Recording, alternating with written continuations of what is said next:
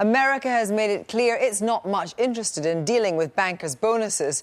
France insists on a cap on individual bonuses is key, and our Chancellor thinks the French plan is unenforceable. Add to that, last night, both he and the Prime Minister said guaranteed bonuses were out of the question, but today Alistar Darling told us a different story. So has it all been sound and fury? In a moment, we witness the fundamental disagreement between the Chancellor and his French counterpart, Christine Lagarde. But first, here's our economics editor, Paul Mason.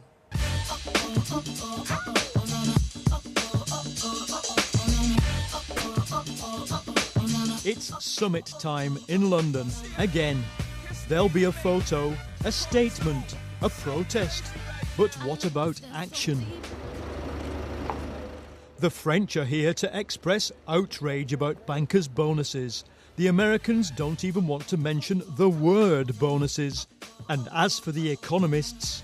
Frankly, politicians gathering for a couple of days in London are going to get absolutely nowhere with it. I think, frankly, they're just grandstanding.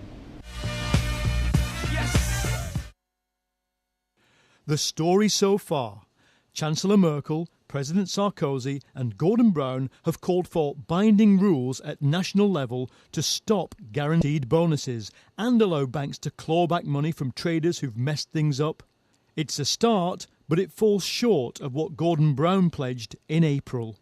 We will implement new rules on pay and bonuses at a global level that reflect actual performance, with no more rewards for failure. The European position on bonuses is less than the French want and less than the British regulator asked for. But Newsnight has learned, even on this fundamental issue of guaranteed bonuses, the British government is powerless to act, even with a bank it owns.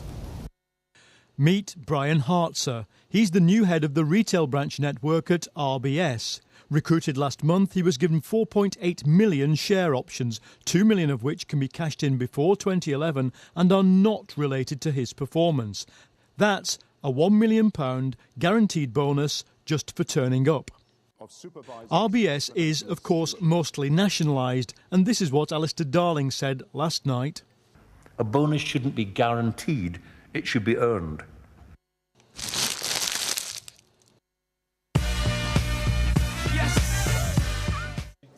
When it comes to the wider issue of fixing global finance, the boss of the IMF today flailed the world leaders for their slow progress in reforming the regulations.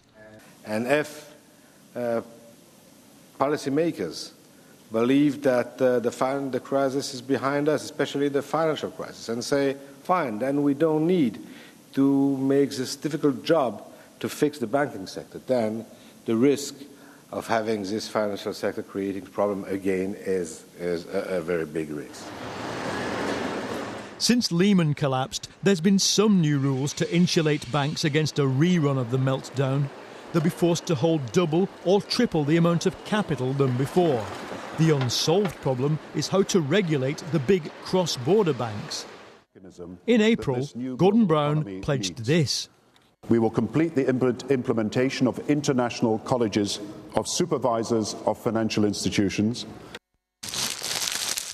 These colleges already exist, but they don't have legally defined powers, and that's something the G20 is nowhere near solving.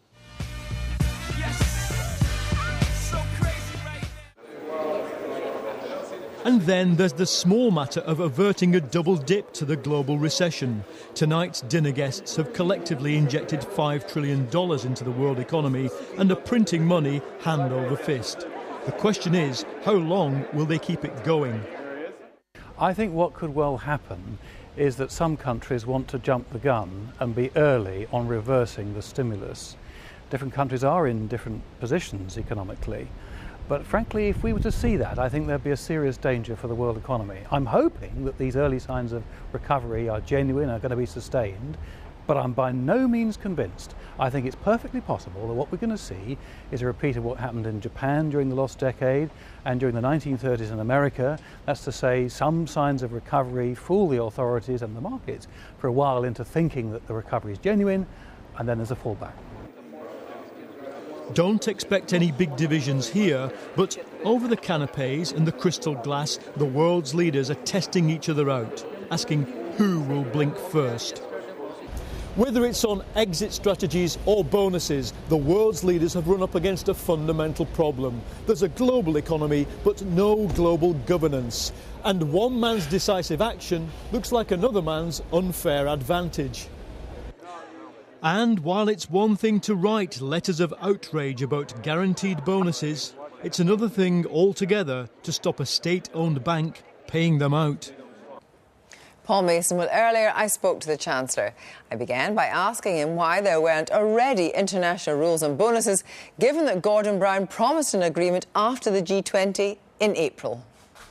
Well, I think a number of individual countries have put in place rules. For example, in this country, in the two banks that we own, we have rules in relation to clawback. We have rules making sure that people have to hold on to shares they may get for a longer period. Other countries have done something Timothy similar. Geithner in the US has made it very clear that it won't sign up to that. Well, in the beginning of February this year, the American administration announced new rules in relation to institutions that got help from the government in relation to pay. Obviously, if you look at what's happening at the moment, there is agreement on many basic principles, more openness, making sure that there is longer-term rewards rather than short-term. Yes, there's differences of opinion, for example, on whether or not you can cap bonuses. I don't think it's a practical proposition. I think the Americans take a similar view. France takes a different view. But there's actually more, though, that we agree on than we disagree. But the problem is, let's deal with bonuses first. In London, there are still signing on bonuses, which are guaranteed payouts, not linked to performance. You were meant to stop that. No, in the regime that we put in place, we've always said that after the first year, you shouldn't have bonus. You should be linked to performance. It's actually quite difficult to stop, some sort of almost like transfer fee when someone goes to a different bank and so on. I think what we're trying to do is, in steady state, to make sure that senior staff, the people that actually make the difference as to how an institution behaves, that they are tied to a regime that commits them to the long term. And crucially, if actually they don't come up with the goods or things turn down because of misjudgments, then you can claw back what they get.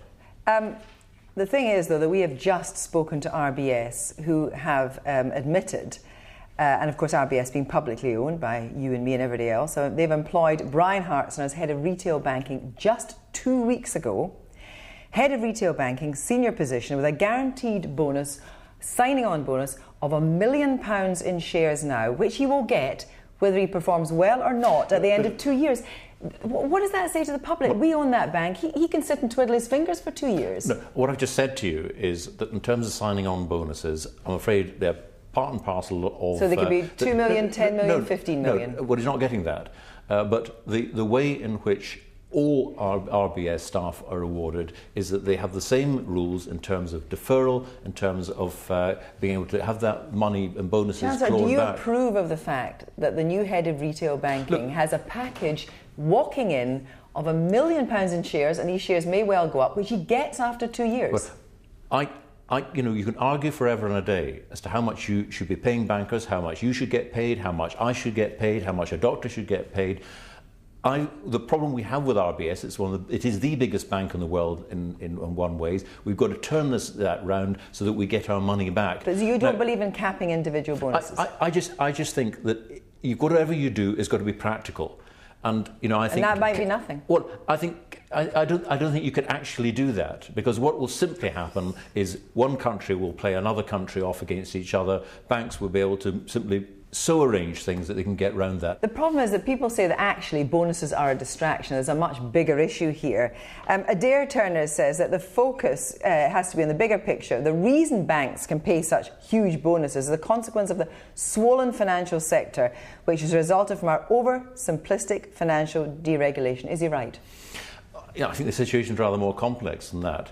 There were many simple banks who didn't do things that were very complicated. But there are too many banks. No, they're not. That's not the problem at all, that there are too many banks. And indeed, arguably, there are not enough banks providing enough competition at the present time. But the fact is that simple banks like Northern Rock were paying large sums of money, got into terrible trouble and had to be bailed out. And similarly, there were complex banks that get into trouble.